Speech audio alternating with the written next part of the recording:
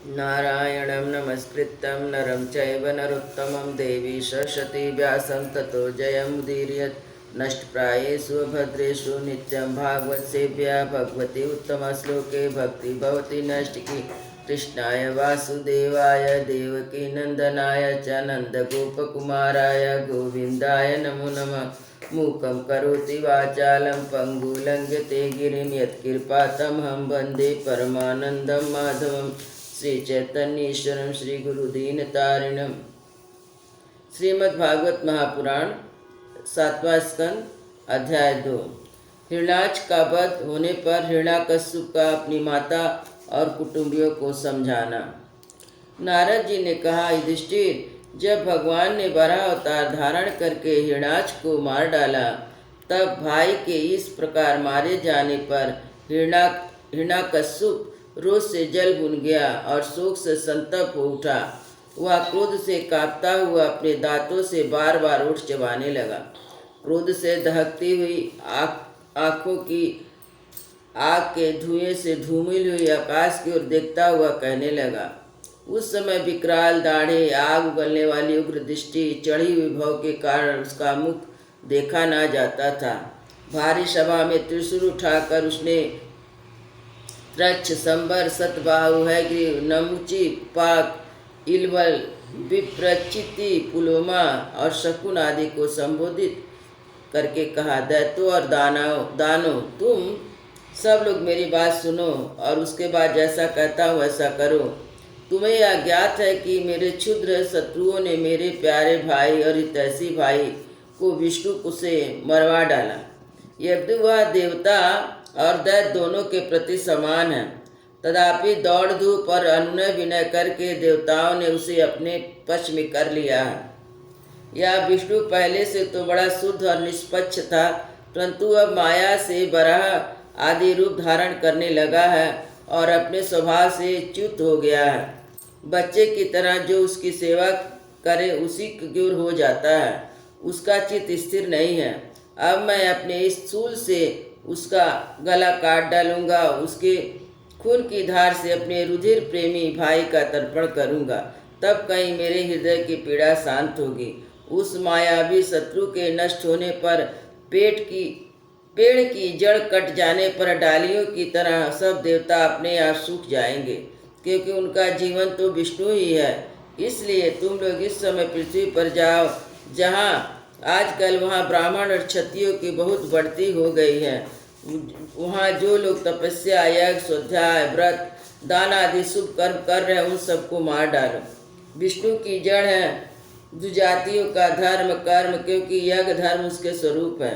देवता, ऋषि, पितर, समस्त प्राणी धर्म का ही वही परम आश्रय है। जहाँ जहाँ ब्राह्मण, गाय, वेद, वर्णाश्रम, धर्म कर्म उन देशों में तुम जाओ। दैत्य स्वभाव से लोगों को सताकर सुखी होते हैं। दैत्य हिरण्याकश्यप की आज्ञा उन्होंने बड़े आदर से सिर झुकाकर स्वीकार की। उसी के अनुसार जनता का नाश करने लगे। उन्होंने नगर, गाँवों के रहने के स्थान, बगीचे, खेत, टहलने के स्थान, ऋषियों के आश्रम, रत्न आदि की खाने, किसानों की बस्तियाँ, अहिरों की बस्तियाँ, तराई के गांव, व्यापार के केंद्र, बड़े बड़े नगर जला डाले। कुछ दैत्यों ने खोदने के लिए शस्त्रों से बड़े बड़े पुल, परकोटे और नगर के फाटकों को तोड़ फोड़ डाला। दूसरों ने कुल्हाड़ियों से फले फूले हरे भरे पेड़ काट डाले। कुछ दैत्यों ने जलते हुए लकड़ियों से लोगों के घर जला दिए। इस प्रकार दैत्यों ने निरीह प्रजा का बड़ा उत्पीड़न किया। उसी समय देवता लोग स्वर्ग छोड़कर छिपे रूप से पृथ्वी पर विचरण करते थे।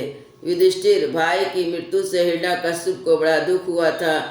जब उसने उसकी अंत्येष्टिया क्रिया से छुट्टी पा ली, तब शकुन, संवर, धृष्ट, भूत, संतापन, वृक, कालनाभ, महानाभ, हरिश्मसु और उत्कचारण अपने भतीजों को सांत्वना दी।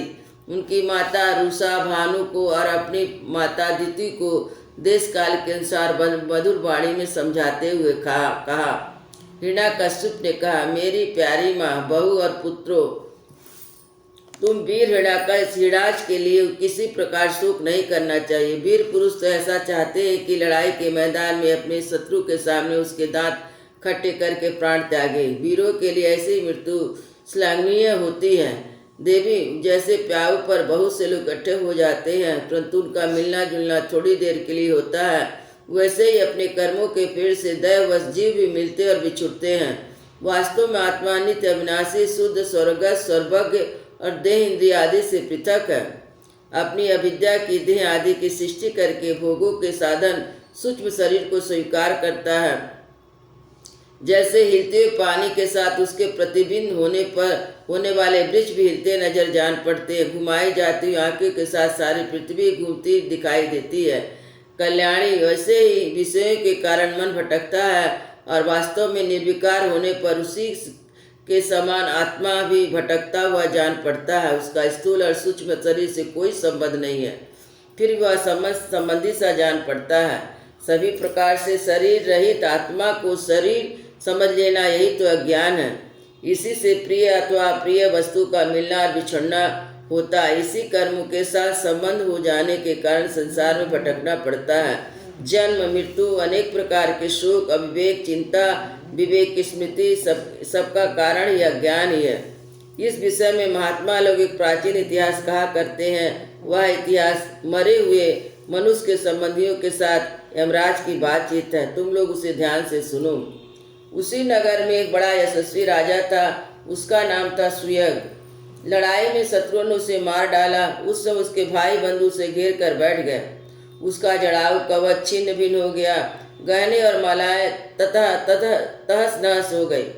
बाणों की मार से कलेजा फट गया। शरीर से खून से लथपथ था। बाल बिखर गए थे। आंखें धंस गई थी। क्रोध के मारे दांतों में उसके ओठ दबे हुए थे। कमल के समान मुख धूल से ढक गया था। युद्ध में उसके शस्त्र और बाहें कट गई थी। रानियों को दैवश अपने पति देव उसी नगर नरेश की दशा देखकर बड़ा दुख हुआ। वे हा नाथ, हम अभागिन, बेमौत मारी गई, यूँ कहकर बार बार जोर से छाती पीटती हुई अपने स्वामी के चरणों के पास गिर पड़ी। वे जोर जोर से इतना रोने लगी कि उनके कुछ कुमकुम से मिलकर बहते हुए लाल लाल आंसुओं ने प्रीतम के पद को पखार दिए। उनके केश और गहने इधर उधर बिखर गए। वे करुण क्रंदन के साथ विलाप कर रही थी, जिसे सुनकर मनुष्यों के हृदय में शोक का संचार हो जाता था। विधाता बड़ा कुरु है। स्वामी उसी ने आज आपको हमारी आंखों से ओझल कर दिया। पहले तो आप समस्त देशवासियों के जीवन दाता थे। आज उसी ने आपको ऐसा बना दिया कि आप हमारा शोक बढ़ा रहे हैं। पति देव, आप हमसे बड़ा प्रेम करते थे, हमारी थोड़ी सी सेवा को भी बड़ी करके मानते थे। अब आपके बिना हम कैसे रहेंगे? हम आपके चरणों की चेरी हैं। वीरवर, आप जहाँ जा रहे हैं वहीं चलने की भी हमें आज्ञा दीजिए। वे अपने पति की लाश पकड़कर उसी प्रकार विलाप कर रही थी जैसे मुर्दों को वहाँ से दाह के लिए जाने देने की उनकी इच्छा नहीं होती थी। इतने में सूर्यास्त हो गया। उस समय उसी नगर के संबंधियों ने जो विलाप किया उसे सुनकर स्वयं यमराज बालक के भेष में आए और उन्होंने उन लोगों से कहा। यमराज बोले, बड़े आश्चर्य की बात है, ये लोग मुझसे सियाने हैं, बारंबार लोगों का मरना जीना देखते हैं, फिर भी इतने मूढ़ हो रहे हैं। मनुष्य जहाँ से आया था वहाँ चला गया। इन लोगों को भी एक न एक दिन वहीं जाना है। फिर झूठ मूठ ये लोग इतना शोक क्यों करते हैं? हम तो तुमसे लाख गुना अच्छे हैं, परम धन है, क्योंकि हमारे माँ बाप ने हमें छोड़ दिया। हमारे शरीर में पर्याप्त बल भी नहीं, फिर भी हमें कोई चिंता नहीं। भेड़िया आदि हिंसक जंतु हमारा बाल भी बांका नहीं कर पाते। जिसने गर्भ में रक्षा की थी वही जीवन में भी हमारी रक्षा करता है। देवियों, जो अविनाशी ईश्वर अपने मौज से इस जगत को बनाता है, रखता है और बिगाड़ देता है, उसी प्रभु का एक खिलौना मात्र है। वह इस चराचर जगत को दंड या पुरस्कार देने में समर्थ है। भाग अनुकूल हो तो रास्ते में गिरी हुई वस्तु भी जो कि तो पड़ी रहती है, परंतु भाग के प्रतिकूल होने पर घर के भीतर तिजोरी में रखी हुई वस्तु भी खो जाती है। जीव बिना किसी सहारे के दैव की दया दृष्टि से जंगल में बहुत दिनों तक जीवित रहता है, परंतु दैव के विपरीत होने पर घर में सुरक्षित रहने पर भी मर जाता है।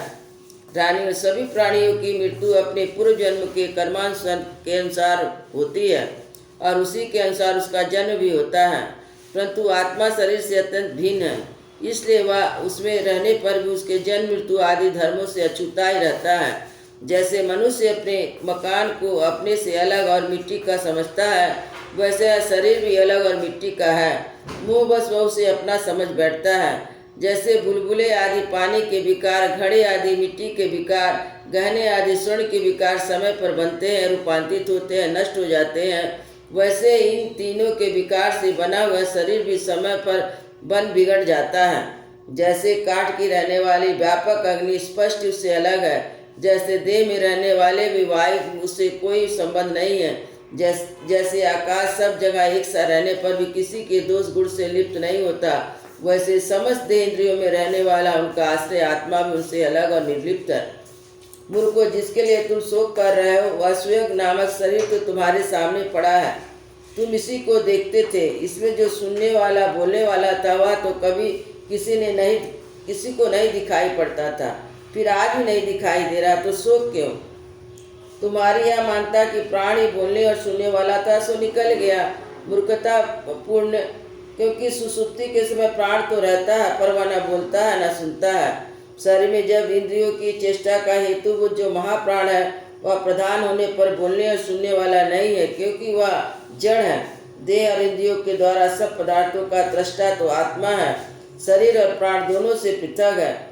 यदि वह परिच्छिन्न नहीं है, व्यापक है, फिर भी पंचभूत इंद्रिया मन से युक्त नीच देव, मनुष्य, पशु, पक्षी आदि शरीरों को ग्रहण करता है और अपने विवेक पर से मुक्त भी हो जाता है। वास्तव में इन सबसे अलग है। जब तक 5 प्राण, 5 कर्मेंद्रिया, 5 ज्ञानेंद्रिया, बुद्धि, मन, इन 17 तत्वों से बने हुए लिंग शरीर से युक्त रहता है, तभी तक कर्मों के बंधा रहता है। इस बंधन के कारण ही माया से होने वाले मोह और क्लेश बार बार उसके पीछे पड़े रहते हैं।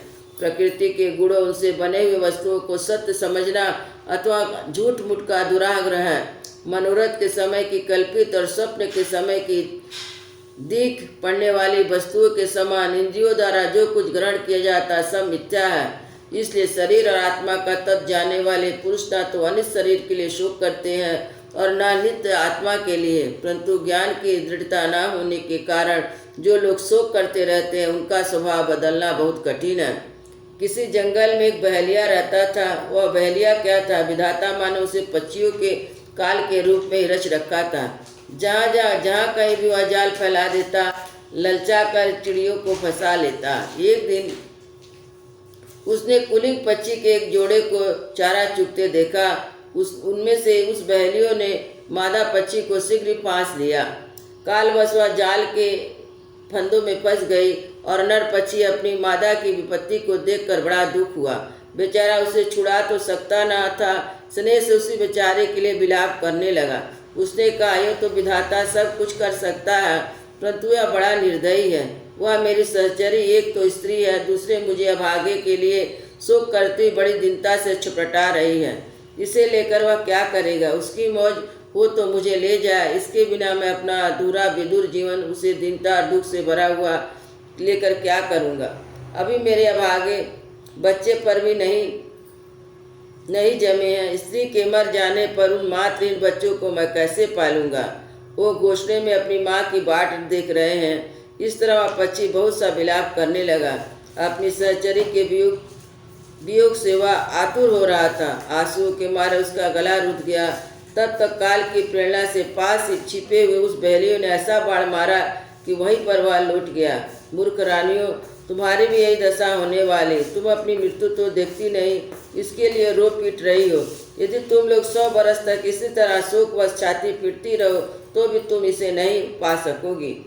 हिरण्याकश्यप ने कहा, इन छोटे बालक की बातें ज्ञानपूर्ण सुनकर सब के सब दंग रह गए। उसी नरेश के भाई बंधु स्त्रियों ने बात समझ ली कि समस्त संसार उसके सुख दुख अनित्य और मिथ्या है। यमराज का उपाख्यान सुनकर यमराज उपाख्यान सुनाकर वही अंतर ध्यान हो गए। भाई बंधुओं ने स्वयं की अंत्येष्टि किया कि इसलिए तुम लोग अपने लिए या किसी दूसरे के लिए शोक मत करो। इस संसार में कौन अपना और कौन अपने से भिन्न, क्या अपना और क्या पराया। प्राणियों को अज्ञान के कारण ही अपने पराये का दुराग्रह हो रहा है। इस भेद बुद्धि का कोई कारण नहीं है। नारद जी ने कहा, युधिष्ठिर अपनी पुत्र वधू के साथ दिति ने हिरण्याकश्यप की बात सुनकर उसी क्षण पुत्र का शोक त्याग कर दिया, अपना चित्त परम तत्व स्वरूप परमात्मा में लगा दिया। वृंदावन बिहारी लाल की जय। जय श्री राम लला की जय। गुरु महाराज की जय।